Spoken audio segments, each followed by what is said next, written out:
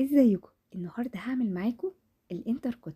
حته من اللحمه جميله جدا ودايبه، وبتحتاج تتبيل بسيط وبتطلع طعمها رائع. تمام.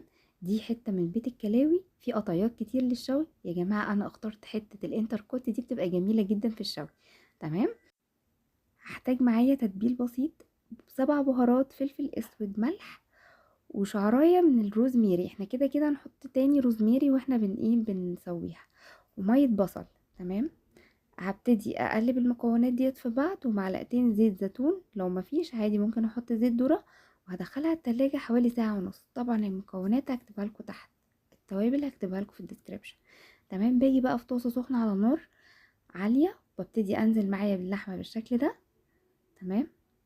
طبعا اهم حاجة احنا مش هنحط اللحمة على بعض، احنا الطاسة تسخن جدا، اهم حاجة تكون سخنة جدا عشان ما تنزلش الدم بتاعها. تمام. وهبتدي انزل باللحمة كده، مش هنوطي النار، احنا كل ده على نار عالية، ما تخافوش. هبتدي انزل باللحمة بالشكل دوت، وهستنى حوالي دقيقة بالظبط، دقيقة.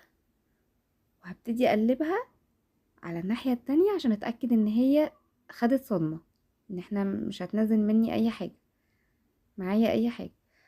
بعد ما اقلبها على الناحية التانية، هجهز معايا طبق فيه معلقة زبدة كبيرة او سمنة، عادي اللي انتوا عايزينه. تمام. هنا انا اتأكدت ان هي خدت صدمة على الناحية التانية، هنزل بمعلقة السمنة كبيرة عليها، سمنة او زبدة الموجود عندكم. وهننزل بقى في فصوص توم، يعني يفضل على كل قطعة لحمة 3 فصوص، احسبوها انتوا. تمام. مش هتكون طعمها زايد ولا قليل خالص. بس ببتدي بقى ادي تشويحة كويسة ليها، وعلى كل وش هسيب اللحمة يا جماعة معايا 5 دقايق بالظبط. اللحمة هنا ما بتاخدش معايا وقت. تمام. اللحمة دي، قطعية اللحمة دي 5 دقايق على كل وش هتكون معايا استوت جدا. ديت معلقة صغيرة من الروزميري، ويفضل لو في روزميري فريش، بس انا ما كانش عندي فنزلت في بروزميري مجفف. تمام.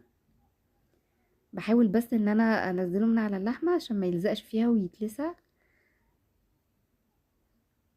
خلاص، انا حسبت على كل جهة 5 دقايق بالظبط عشان ما نحترش.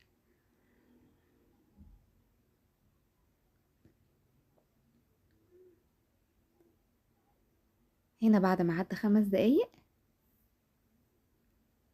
هبتدي اقلب على الوش التاني. اظبطوها بالساعة، سهلة جدا. تمام. هبتدي اقلبها على الوش التاني، واستنى 5 دقايق كمان، وبكده تبقى معايا اللحمة استوت. هاجي بقى احاول اصفيها كويس جدا في طبق، عشان انا محتاجة الصوص اللي نازل ده هنعمل بيه احلى خضار مشوي. تمام.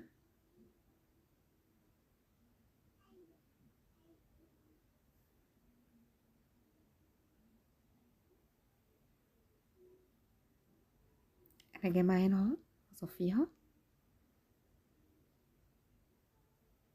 طبعا بنقدم معاها رز ابيض، ممكن نعملها سندوتشات مع طحينة، اللي انتوا حابينه. انا قدمتها مع رز ابيض وخضار مشوي، كانت في منتهى الجمال. انا هنا بعد ما صفيتها ببتدي احاول بمعلقة اصفي مثلا الروزميري اللي نازل. انا عشان حطيته يعني مفروم، لو حطينا عود روزميري سليم عادي مش هنحتاج نعمل الخطوة دي. وابتديت انزل بفلفل الوان متقطع، وعليه الخضار على طول، تشويحة للفلفل الالوان وعليه الخضار المشكل، ومعاه بصلاية متقطعة جوليان. هدي تشويحة للخضار، وهجهز معايا مكعب مرقة هندوبه في شوية مية صغيرين، حوالي كوباية صغيرة، وعليه رشة فلفل اسود. تمام. وهبتدي بقى انزل بشوية الشوربة الصغننين دولت على الخضار، ولو عندي شوربة جاهزة اوكي، انا هنزل بحاجة بس تديني صوص ينفع ينزل على الرز الابيض. وبس كده، بديله تشويحة وبغطي عليه وبسيبه 5 دقايق.